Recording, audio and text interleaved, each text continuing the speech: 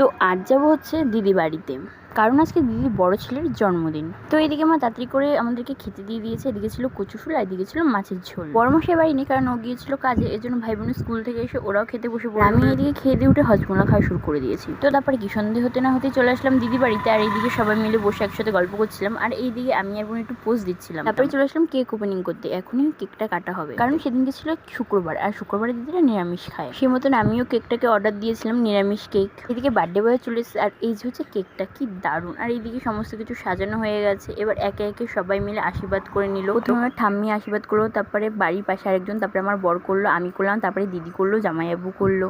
তারপরে আর কি, তারপরে গিফটটাকে দিয়ে দিল, আর গিফট তো পেয়েও খুব খুশি হয়ে গেছে। পাশ দিয়ে ওর ভাই গিফটটাকে নেবে বলে কান্নাকাটি শুরু করে দিয়েছে।